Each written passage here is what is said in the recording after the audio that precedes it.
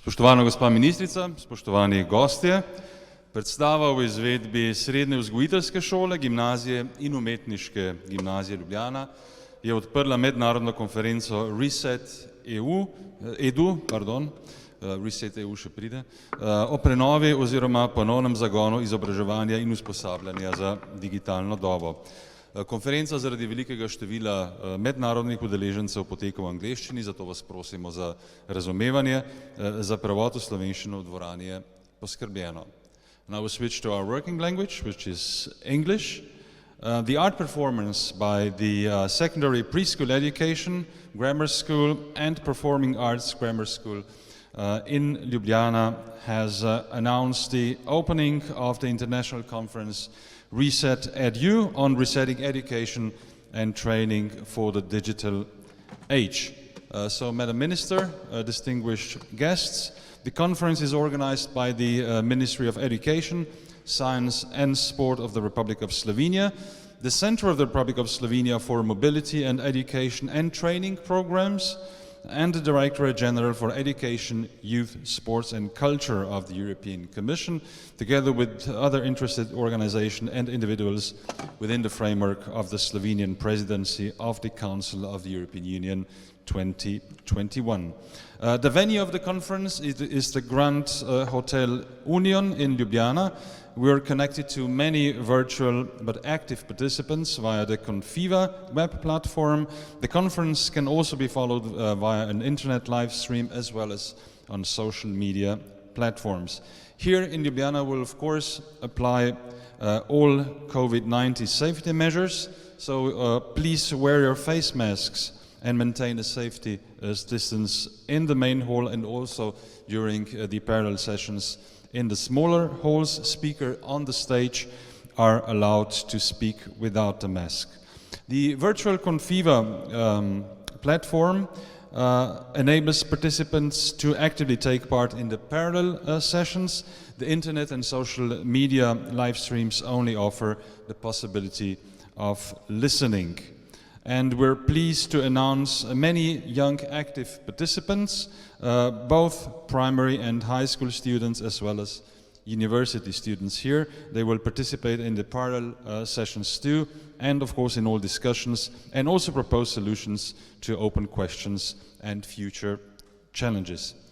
And I'm now honored to announce our first opening speaker, Madam Simona Kustec, the Minister of the Republic of Slovenia for Education, Science and Sport.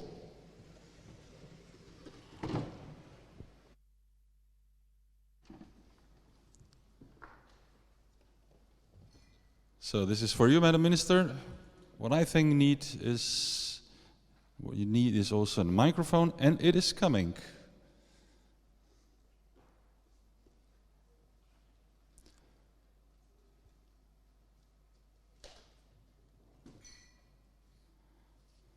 Okay, it's already on. So, Madam Minister, let's rock and roll.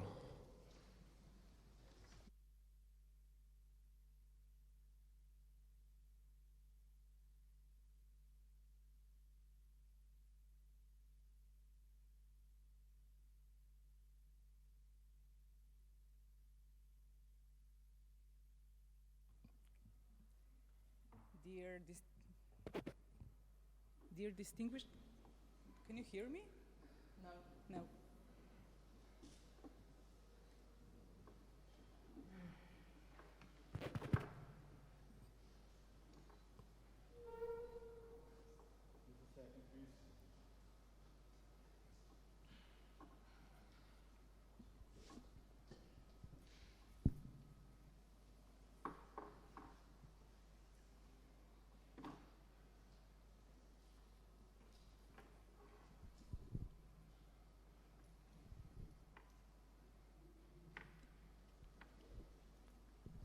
So, Madam Minister, I have a suggestion. This microphone definitely works.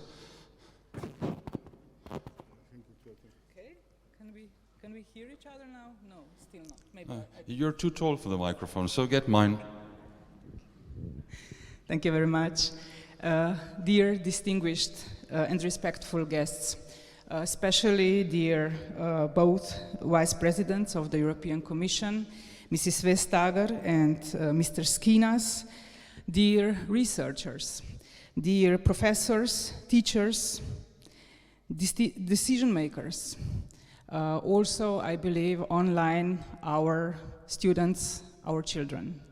It is really my big pleasure and at the same time also an obligation and commitment to address you today on behalf of the Slovenian presidency of the Council of the European Union on our conference entitled Resetting Education and Training for the Digital Age.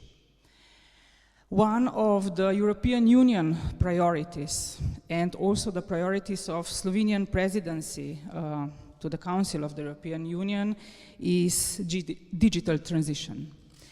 Together with the green transition, probably these are the two, we can call them resilient and resistance transitions for the future. For each nation state, for European Union, and I also believe for the whole global world.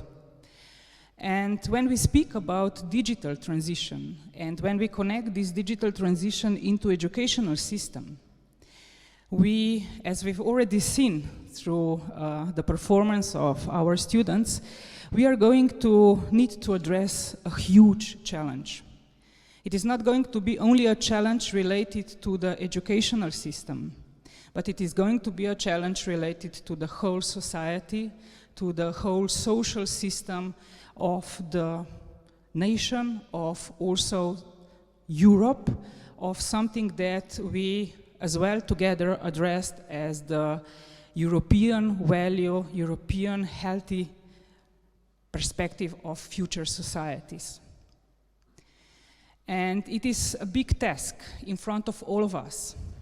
And if we are going to be successful, and I'm sure that we all want to be successful, then the only right way to approach is that we step together and that we address each from our own responsibility, obligation, and also interest cornerstone, the best possible answer to our future. To something that is definitely going to be addressed and oriented into digital, but not for any price, especially when we are speaking about educational system. We are more than, I can say, consent in understanding that our young generations are more or less digital generations. But it was very clearly seen from the performance that those digital generations also need human emotional touch.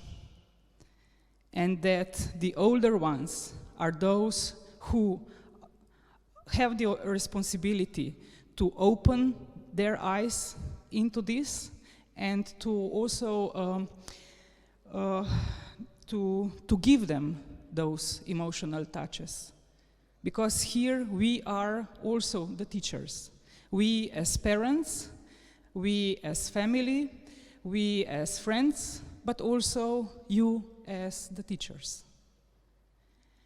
And it is a question right now where this best possible equilibrium point of opening the future and at the same time maintaining those solid, important and needed traditional elements can be and needs to be identified.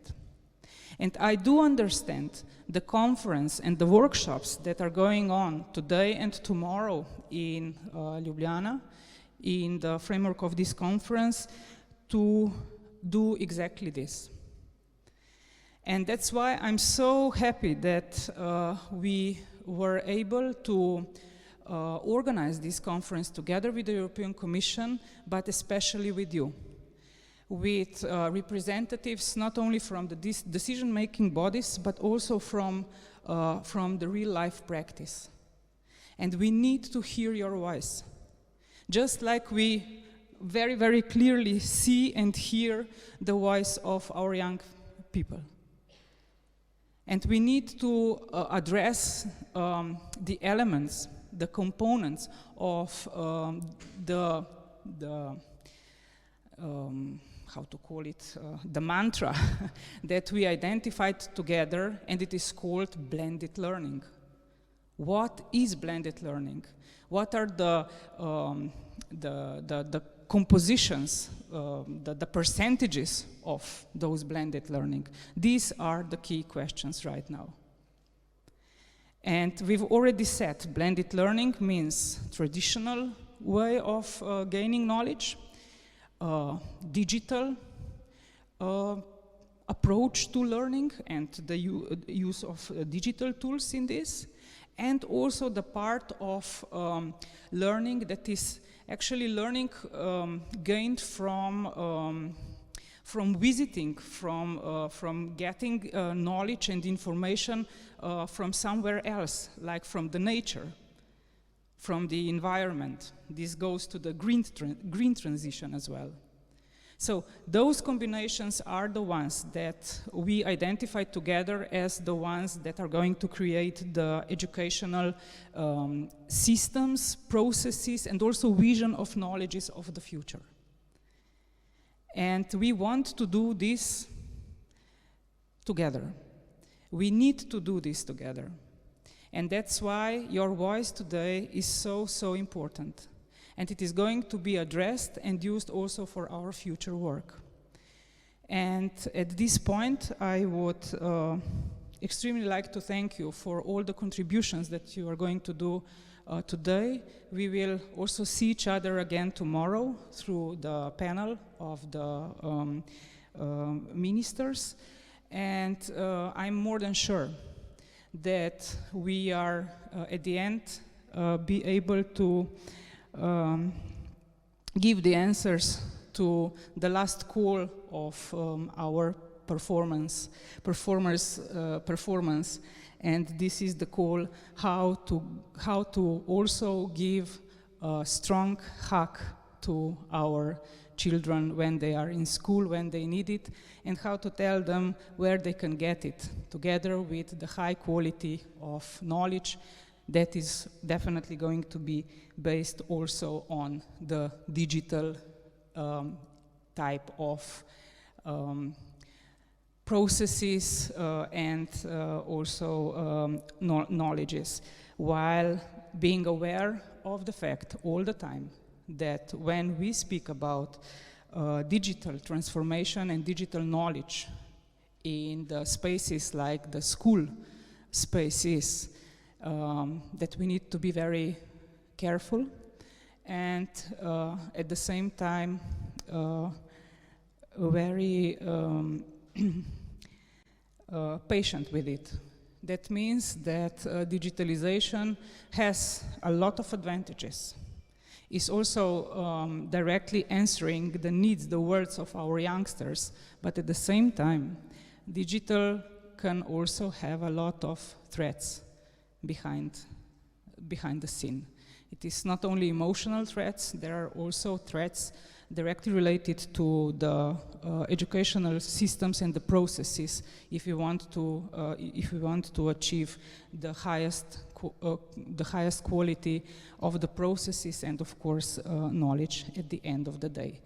So all my best and thanks for coming to Ljubljana in these very challenging and difficult times. I would like to really ask you again to pay attention to all these security measures because of COVID. You know that also the situation here in Ljubljana and in Slovenia is going to be harder and harder.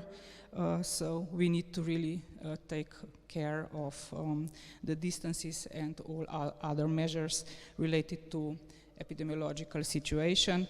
But I'm sure that we are going to be clever enough, like the whole system that we are responsible for in the field of education is. So all my best, and I'm very much looking forward to your knowledge, to your findings, to your advices that we are going to see and also debate through today's and tomorrow's conference on resetting education for the digital age. Thank you so much.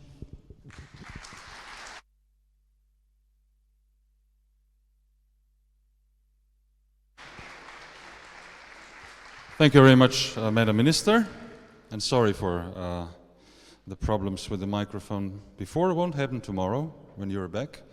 Madam Minister mentioned two vice presidents of the European Commission. We're now happy to announce a pre-recorded video message by Mr. Margaritis Chinas, the European Commission Vice President for promoting our European way of life.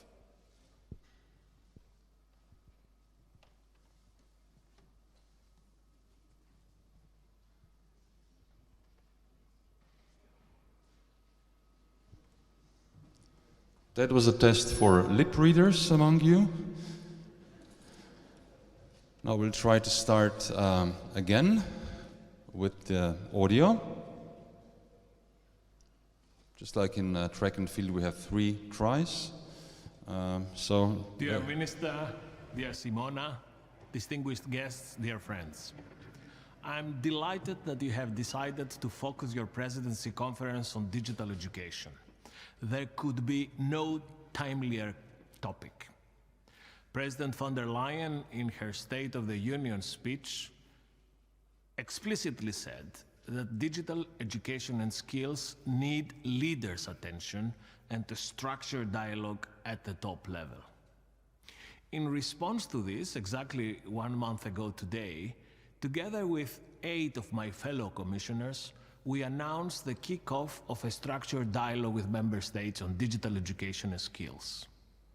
The European Pillar of Social Rights Action Plan sets the frame for an increased focus on lifelong learning and training in Europe. We want at least 60% of all adults in the European Union to be participating in training every year. And in addition, we have also set ambitious targets for what we call our digital decade. We want at least 80% of all adults to master basic digital skills. We want 20 million ICT specialists. Currently, we only have 8 million. And we need to make sure that many more women are taking up a job as digital technology experts. We will only achieve these targets if we work as one in the EU at all levels. The structured dialogue will be an opportunity to bring together different branches of government, private sector, social partners, civil society, precisely to give digital education and skills the horizontal perspective they merit. Our digital decade's targets are complementary to our parallel work on education. The Digital Education Action Plan kicked off this year and will last for the next 7 years. In this action plan, we presented an ambitious and comprehensive vision for digital education in Europe, focusing on high quality, inclusion, and accessibility for all. The implementation of this action plan is now in full swing. On the one hand, we are developing a high-performing digital education ecosystem, and on the other, we are boosting digital skills and competencies for the digital transformation. Just to give you one concrete example, in July, we launched work with experts to develop ethical guidelines on the use of artificial intelligence and data in education. We are aiming to promote understanding on emerging technologies in education so that educators feel confident and supported when using them. Digitalization is already present in many aspects of our teaching, learning, and everyday life. It brings enormous potential, for example, to enhance learning opportunities for disadvantaged groups, such as persons with disabilities and others, who do not benefit fully from educational opportunities available currently. Now, our joint task will be to ensure that we are equipped and ready to seize those opportunities, as well as to manage the risks involved. And let me be very clear. To ensure the success of digital education on the ground, we need to mobilize all of society. This is not a task for Brussels only. We need to reset our traditional way of thinking in sectors and engage with each other, teachers, parents, learners, industry, researchers, and innovators. This is exactly what you will be doing for the next 2 days. I wish you and the Slovenian presidency many fruitful exchanges and every possible success.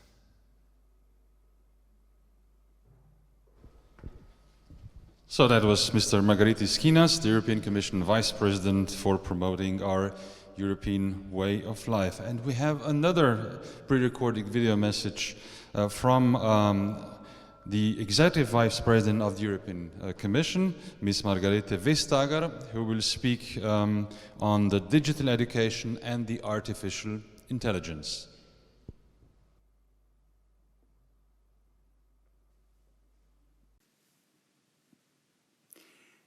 Dear Minister Kuciak, dear participants, thanks for inviting me to this conference. Even if I cannot be with you in person, I'm really happy to be able to share just a few thoughts with you today. Because the only digital transformation that makes sense is the one that has people at its center. And for that, we need education systems that are modern, agile. They must provide our society with the necessary digital skills and literacy to live, to develop, to innovate. This is the reason why the European Commission has launched a structured dialogue at the highest level with member states and with stakeholders. In the next 12 months, we will focus on how to ensure stronger and better improvements in digital education. We take this very seriously, and it is the chance to get it right. If there is one aspect of our lives, well, then it's this, that artificial intelligence is likely to change the way we learn. Just during lockdown, digital technologies has allowed millions of people around the world to continue school, university, training, education in general. There's no doubt that AI allows a personalized education adjusted to your talents and capacities. As a technology, AI has a huge potential to improve our lives. For Europe to miss out or even to lag behind in such a key technology would be an enormous mistake, with serious consequences for our standard of living and for our place in the world. But as always with technology, there is a flip side of the coin. If AI is likely to get a bigger role in our educational systems, there can also be risks. I see two in particular. First, that many people who don't have the right skills to master the technology, that they are left out of our digital transition. And second, that artificial intelligence poses risks to our fundamental rights, especially when they are combined with personal data. The risk to our fundamental rights, well, you will know if you're never invited to a job interview, because the AI system used to select candidates was built on data that never really saw a profile like yours. This kind of faulty artificial intelligence may lead to discriminations of people, of groups. And this is essential to tackle, especially when it comes to sensitive areas like education, like having a job, being able to provide for yourself. This spring we have adopted our first ever proposal for a legal framework on artificial intelligence. In order to maximize the benefits that AI can bring, but making it happen in a way that is trustworthy and that puts humans in the center. Because if we want to embrace artificial intelligence, we need to trust it. Trust that it will work for us. And that is why our proposed legal framework looks at how AI is used and what it is used for. It takes a proportionate and a risk-based approach. The higher the risk of a specific use of AI, the higher risk it may cause to our lives, the stricter the rules. Uses of AI in education are considered high risk because they interfere with really important aspects of our lives. For example, artificial intelligence used to assess participants when they take admission tests.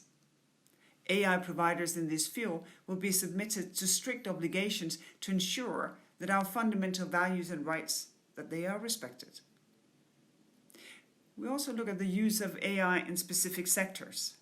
We have already announced a Commission expert group on artificial intelligence and data in education, and that will prepare ethical guidelines by September next year. And that leads me to the other risk that I mentioned, the lack of digital skills. To be part of digital transition, we need to understand how digital technologies work and make them work. Educators and students must have a good understanding of AI and data and how it's being used in education and training.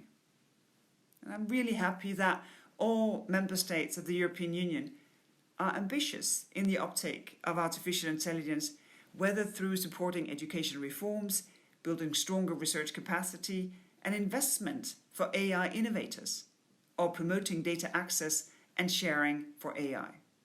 We will, of course, do our best to assist member states in their efforts. I also welcome initiatives such as the Digital Education Hackathon that will take place tomorrow. I hope that we will see groundbreaking ideas that will truly change the game in education. Ladies and gentlemen, the digital transition of our societies, well, is happening right now, right here, as we speak. We have all it takes to make the most of it, but that won't happen without education. Without skilled people that has the confidence and the knowledge to be able to make us trust and use technology. And this requires our full energy, our commitment to take action, and, of course, our truly, fully cooperative approach. Thank you.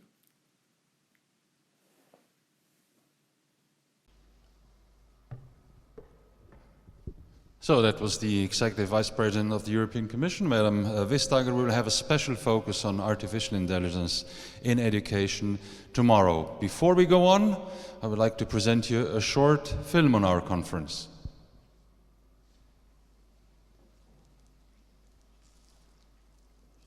The debate on opportunities and challenges that the digital transformation and AI are bringing to education.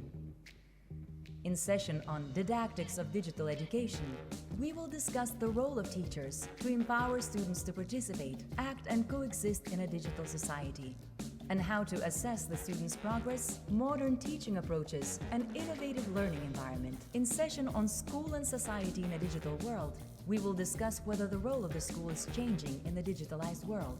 Is the school becoming a space of socialization? How to respond to the needs of different students to build an inclusive classroom climate.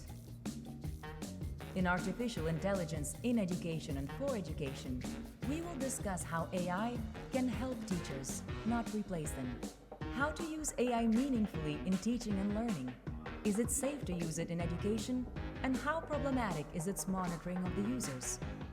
Let's reset the education and training for the digital age. So that was a little bit on the content of the conference. In parallel with the conference, a special challenge will take place on both days, where you will look for answers to questions like these, for example, how do we learn? Are we stronger together or alone? How important is cooperation in a group or between groups? This challenge is a fun experiment where you can learn many new things. This is not about competition, but it's about cooperation.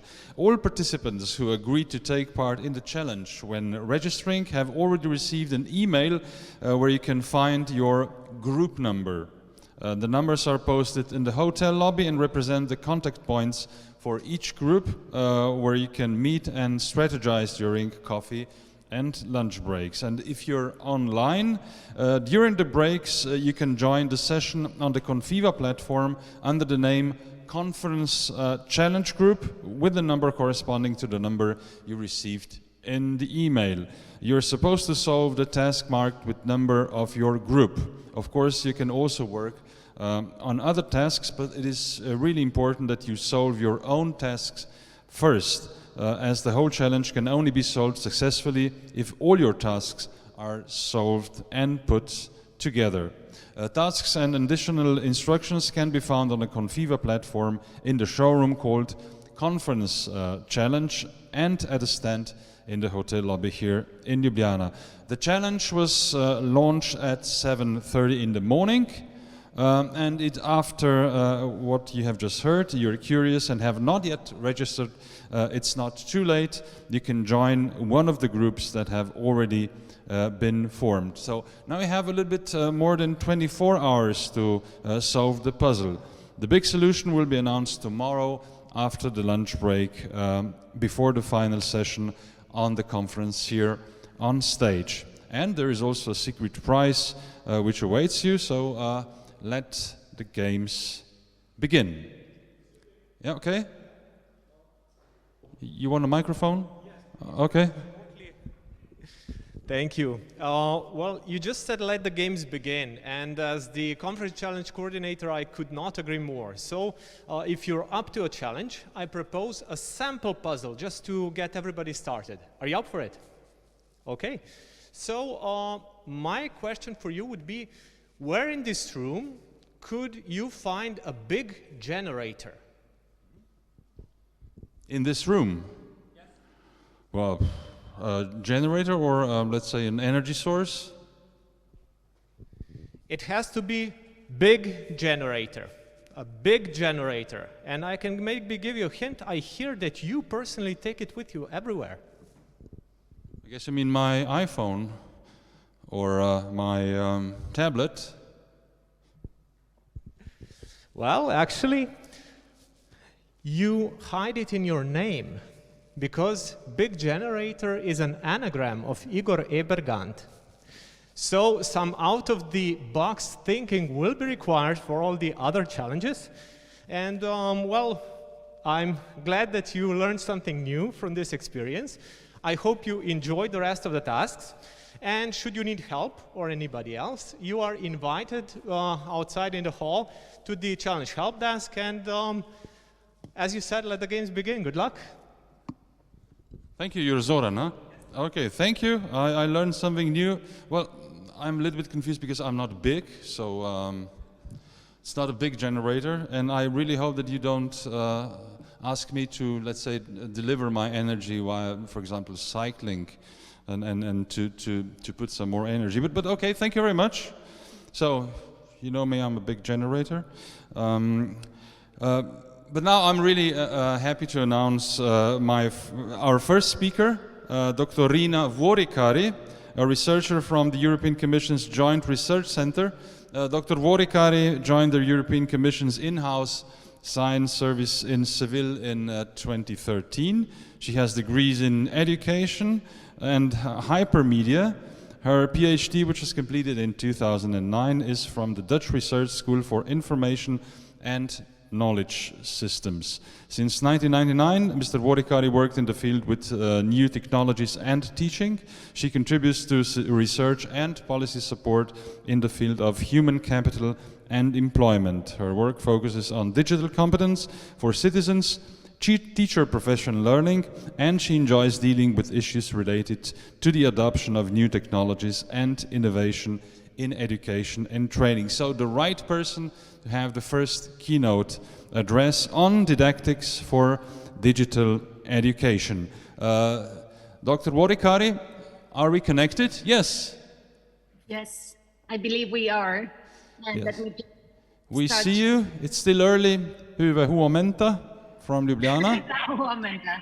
That is great. Thank you very much. And dear Executive Vice President Vestager, Vice President Tatinas, Minister Kucek, dear ladies and gentlemen, and of course I have to say good morning to the performers of the Ljubljana School. excellent performance there. My name is Rina Vorikari, and I'm here today with you from Sevilla, Spain. I work at the European Joint Research Center, as you can see here at the background, and we are the knowledge in-house arm for the European Commission. So today I will talk about three topics to open this session on didactics. First, we will discuss about the pandemic. I don't want to go back to that in many details, but I would like to make a reflection with you together. What can we learn from that, and what can we take with it in terms of designing more conducive learning environments in the future, where also the students of the performance would feel more comfortable and home. I will also talk about today's challenge, and this connects together with what Executive Vice President Vestager was talking about using AI. And here I am talking about the confident, critical, and responsible use of AI systems by all citizens. By all citizens, we are also talking about students and teachers, of course. Last, I will stop with the idea of going towards the future and thinking about learning technologies with the new, let's say, AI emerging systems, but there, importantly, the balance between human autonomy and machines. Definitely, when we're talking about education and learning, that is very important. And here it links with social and emotional learning competencies to the framework called life contact. So let me just get started. Here at the JRC, in the beginning of the pandemic, we right away started looking at how could evidence that we have in education from previous studies, wide-scale studies, serve us in terms of helping policymakers to get forward and make the right decisions. From that one, we went onwards in the summer 2020, and we started looking really at gathering new evidence and data about emergency remote schooling to better understand what is happening, to take account of the experiences that people went through, and again, with the reflection, what can we do better in the future and next time? So here I will share the slides with you. They are actually already on SlideShare. I will have links to all these reports for you to look later. I would also like to point out that we looked at a third sort of a phase, which is really for schools to start preparing for the school year 2021. And there we were at the position where we didn't really know how the pandemic will play out, and we were looking at different scenarios. How did schools actually start preparing for this school year? So we have accounts from 5 countries in terms of reports. I will just go into one of the studies a little bit more in detail, and it sort of sets the scene also for the rest of this talk. This study looked at how families handle this emergency remote schooling during the spring, summer 2020. This was an interesting study in terms that we interviewed parents with children. So both from the family, we had 1 child and 1 parent to be surveyed. We had 11 countries, and actually Slovenia was also part of the study. So if Bojana Loeb is there in the audience, make sure to talk to her and ask a little bit more about this study. One of the things that came out is this huge increase in screen time. Here what you can see is we asked the children during a normal week during the lockdown, how many hours did you spend online? You can see that the blue lines, they are about 6-7 hours average during the week. And out of that, about half of the time, the green lines bars were spent on educational activities. This is a huge increase. For example, my colleagues from Norway looked at the data from pre-pandemic times, and there it was 3.5 hours. What did students do online during that time? Here, another question we asked these participants in the survey about online activities with teachers. Was it then an online class, maybe video conference where you do some of the exercises, and so on. As opposed to the other one where we could see kind of the hours spread very equally across countries. Here we can see big differences, how actually learning activities took place and how often students were online with teachers. This ranged from about 25% in Australia, from Austria, I'm sorry, students being at least once a day or more online with their teachers. The countries were like in Italy, 3/4 of students said that they were online with their teachers. Now, in this question, we don't know exactly why these differences, but we can, of course, know the background. Schools had different preparedness, and they had different equipment, different type of practices set up for digital education, but there's also homes that played a huge role. Not all homes were equipped to be online. One worry that was brought out through the survey and through the online learning activities that children went through during these, of course, very extraordinary times was the anxiety and worries that this online learning caused them. We know that we asked the students how much were they getting worried because of these online activities, whether they get poor grades at the end of the school year. And this was one of the problems that many schools would focus actually on delivering the curriculum and less on the social and emotional well-being of children, where also the assessment techniques were probably being still the end of the school year exams that put a lot of pressure on these children.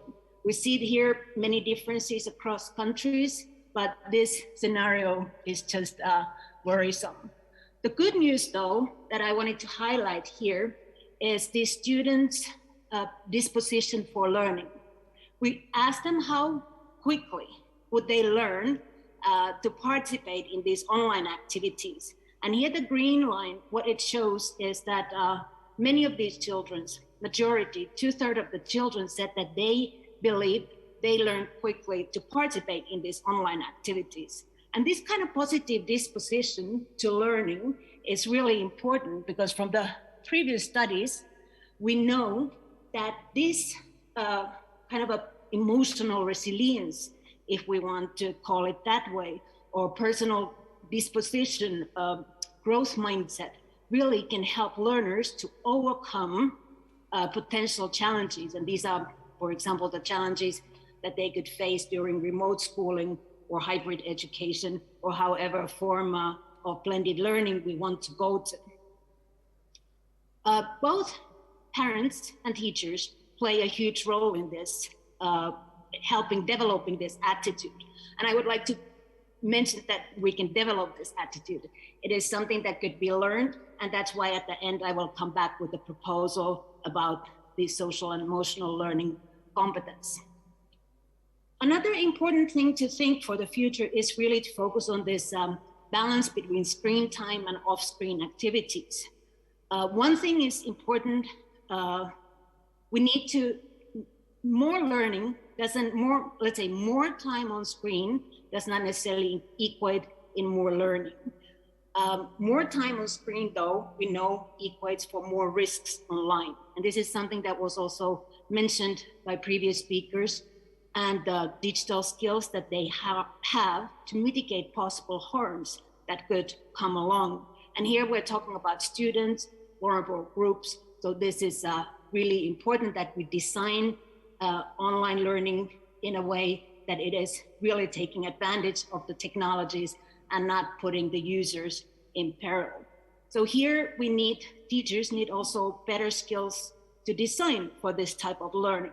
We had never a scenario where school would not be the place or center of learning. So teachers need also new skills to design for distance learning and more blended scenarios. Last, I wanted to say that this is definitely an equity question also. We cannot leave so many learners behind because either they don't have skills, their parents don't have skills to help learners to learn, or they don't have equipment. We know that in Europe, families living with children, households with children, even 28% of adults have low digital skills and 8% have no digital skills at all. So this is definitely something that we have to bear in mind when designing digital education. Let me come today now to today's challenges and go and discuss a little bit more about the AI systems and digital skills that citizens, meaning all learners, teachers, parents should have. Here we have what we have on the left side of the screen is a typical smartphone. Somebody's reading their email, and we have at the bottom of the screen a few little boxes that suggest automatically what kind of answer would you reply to this email. So their AI actually has gone through your email, read, and proposes different ways of answering. This is very handy for users because typing on that small screen is just painful. On the other side, we see the face recognition software. You might see this on your phone again, or on Facebook or any other social media platform, where pictures of your friends are actually grouped together based on their facial features. This is AI again, and actually what is important here, you can teach the system. You can put names and you can say, yes, this is my friend Mike, and this is Anne, and the system learns more you give this kind of feedback, the better it gets. Another type of use of AI today is a lot with household devices. We see here Roomba, for example, being a robot vacuuming around. They again use AI. There's a machine learning algorithm that maps your apartment. There's helps the robot navigate around and proposes maybe cleaning schedules for your kitchen and bathroom and so on. You can operate nowadays these devices through smartphone. You use voice operated assistants, and there again, you use some personal data, because your voice is actually biometric data, personal data, and to communicate through these. We're not often aware of the personal data being collected by these systems, being processed maybe extensively, and also being shared with third parties. So this is one of the worries that also Vestager was mentioning, and it is real. So part of the Digital Education Action Plan, which was mentioned also before, there's the pillar on enhancing digital skills and competencies for digital transformation. Here, one of the important parts is really to put these skills to citizens, digital skills framework. And this is one of the actions that I'm actually personally leading, and we are working here in JRC Sevilla on this. On the right hand of the screen, you can see the digital competence framework. That's sort of a visual representation of the 5 areas that we deem are important for digital competence. They are information literacy and data literacy, communication collaboration, digital content creation, safety, and problem solving.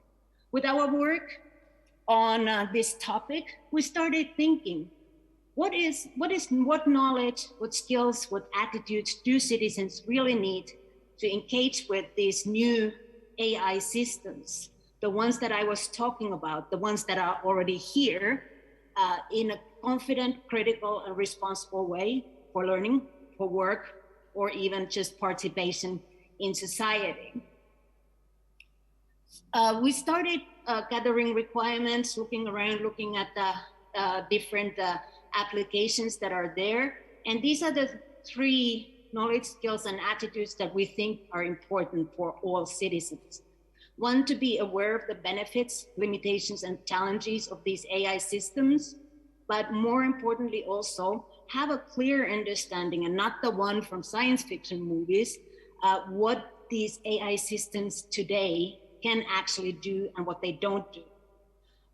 Regarding skills, we don't think that all citizens should actually know how to create AI systems or code, but we think that they should be able to use, interact, and give feedback to these systems as end users. This means that they could configure, supervise, and adapt these systems in terms of giving them feedback.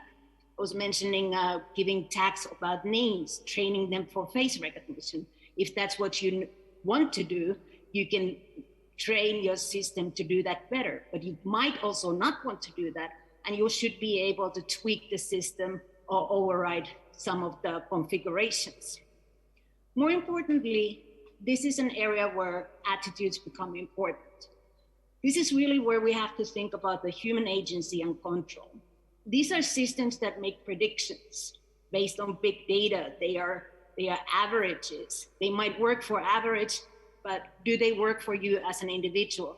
That's a different story. And that's why we think that end users should have that agency and control, not to be nudged into these systems, but be actually thinking, this is a recommendation by system. Do I want to take that or not? So being critical yet open is one of the important attitudes, but also these ethical considerations of usage. What if I start using that automatic replies to my friends?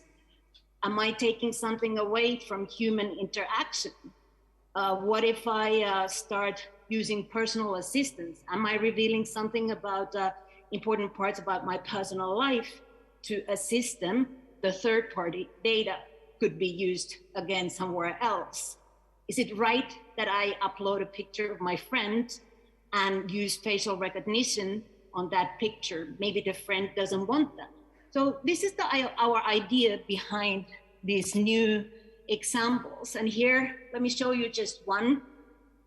This is the first competence from Digital Competence Framework called Browsing, Searching, and Filtering Data, Information, and Digital Content. Here, for example, we think that the knowledge item is that citizens should be aware that AI algorithms are used in many of the search engines today, on social media, on content platforms, and their purpose is to generate responses that satisfy you as a user, and this is exactly called the personalization.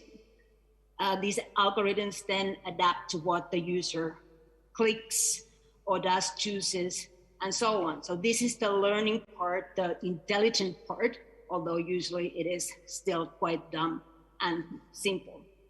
In terms of skills, we, for example, say that in the future, you should be able to formulate a search query using, for a virtual assistant, using your voice commands. And those who have used these systems know that there's a little difference in terms of typing search queries and in using your voice commands, because there also the system gives results in a different way. You don't get a list of results and so on.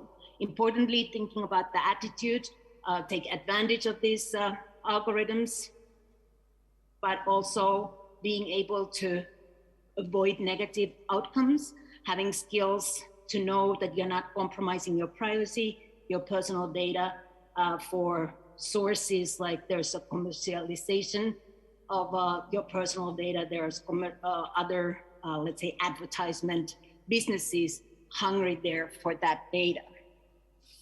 So I'm glad to announce that today we're starting public validation of these skills, and it's valid actually till November 28, not 228, there's a little typo there. Anybody can participate in this online validation, and you're welcome to go to that link. You're welcome to review our statements of like the examples that I just showed, and give your opinion. Is this relevant in the future, or is this maybe not relevant? We're looking at including things in this framework so that it will really be helpful for future trainers, educators, citizens to upskill in this area. The Digital Competence Framework 2.2 will be out in February 22. So that's our timeline. Talking about digital competencies, there's another important tool that has been just launched about a month ago, also from my unit. And this is thinking about these important digital skills for teachers. I already mentioned teachers are citizens too, but they have professional requirements through their job. And here we're thinking, how do they use these technologies for teaching? supporting learners' learning, assessment, and so on. So this selfie for teachers is exactly a framework for that.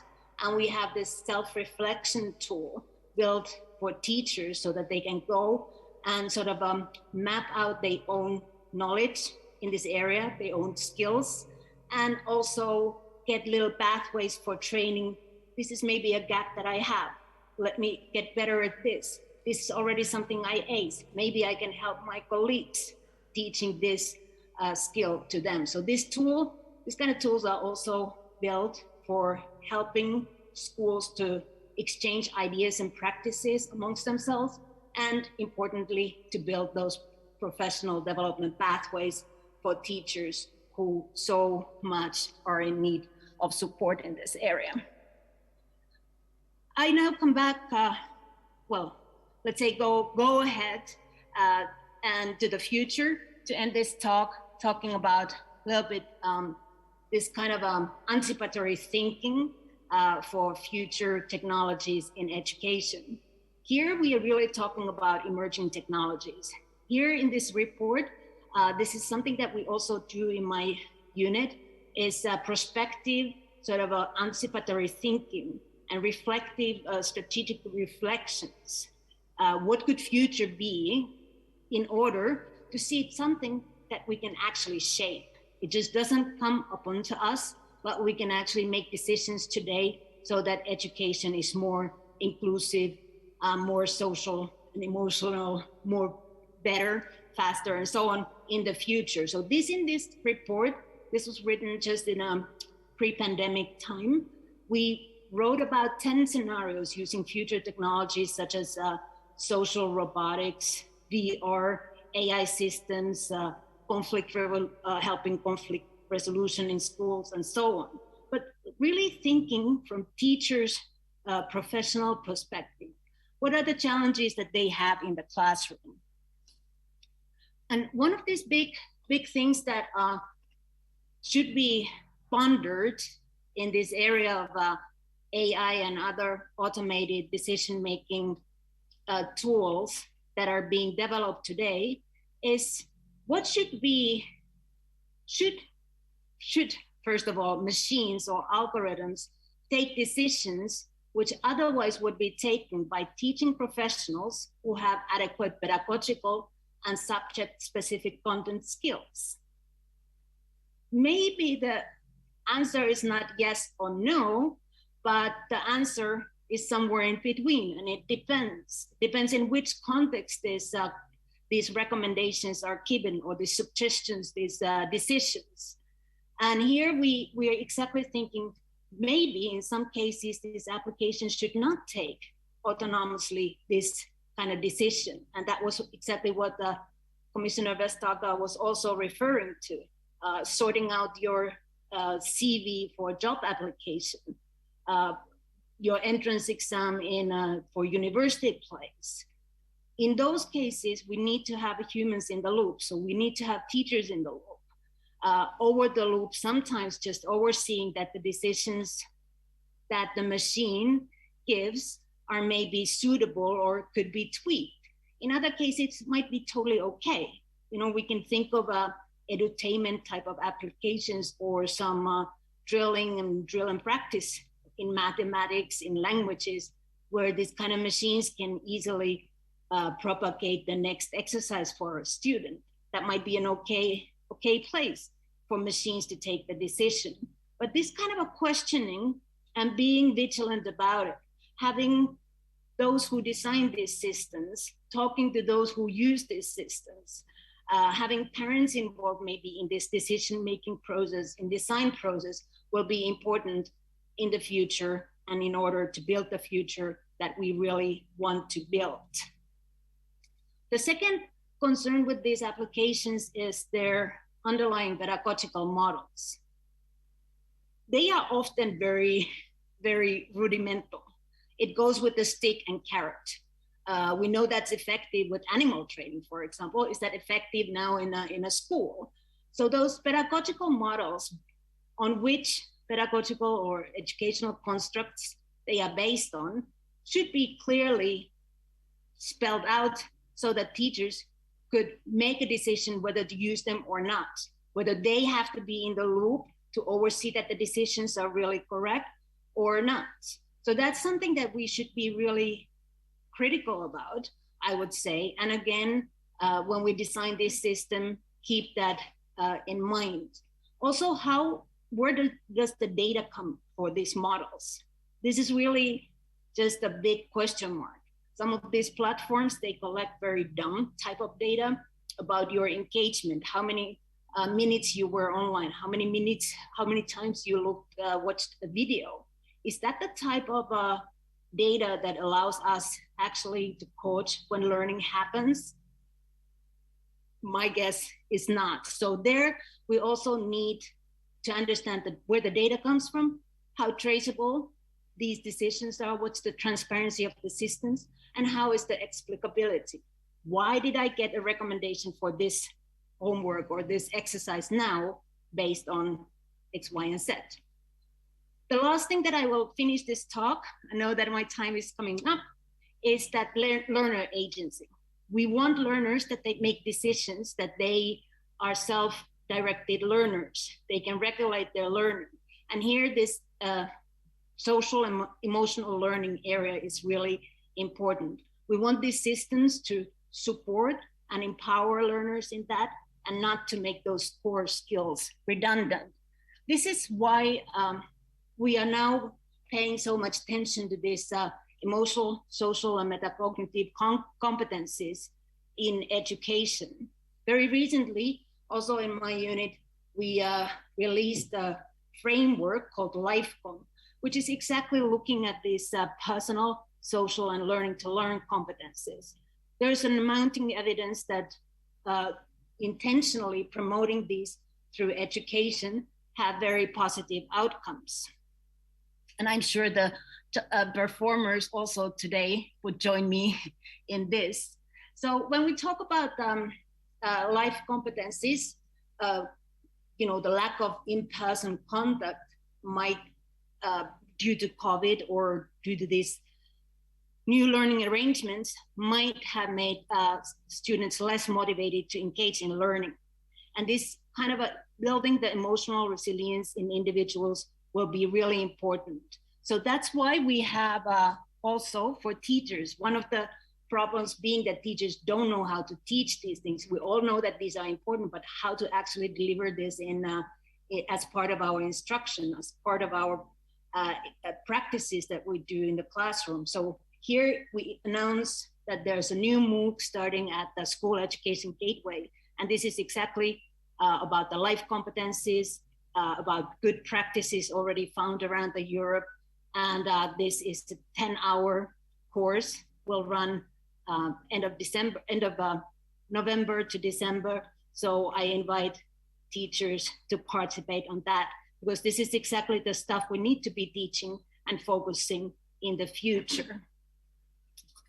So with this talk, I will giving you a little outline of three sort of different sections that I deemed important to open the first session on didactics for digital education. I remain very interested in seeing all the discussions that will take place in the workshops. And with that, I thank you for your attention.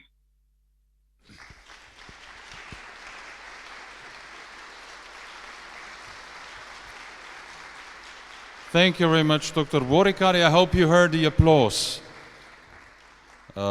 which was quite big. So thank you very much. Good news is that we will see and hear you also during the panel discussion today in the afternoon. We're now ready for a 15-minute coffee break, because we're a little bit late. So 15 minutes of break for take a coffee. Please be careful. We will have 3 different places to take your coffee break, and it will be in your designated halls where the parallel sessions will start at 10:45. So please choose or take the hall or the place where your designated group is allocated, and there you can already have your your coffee. Those who are online on the Confiva network will be automatically directed to the Zoom platform, but will be asked to confirm your choice of the room on your devices. So we have 3 different rooms. We have the teacher parallel session in this big Union Hall, or in the virtual part parallel session teacher. It will be moderated by Ms. Vesna Ferk-Savec from the University of Ljubljana. Then we have the learner part, which will be in the white hall here in Ljubljana, or in the learner section of the virtual part at Confiva. It will be moderated by Ms. Nives Kreuch. And we have the learning environment part, which will be in the glass hall 1 here in the hotel in Ljubljana, or as you may imagine, the learning environment parallel session on your virtual Confiva platform. So if you're online, take your designated virtual room, and then you have to confirm it, because you will be allocated to Zoom.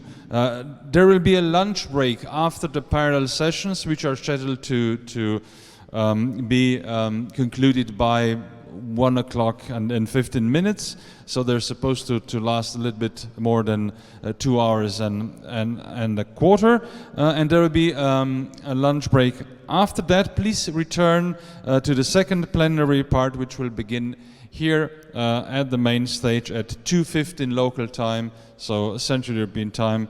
We have 10:40 now, so 2:15 p.m.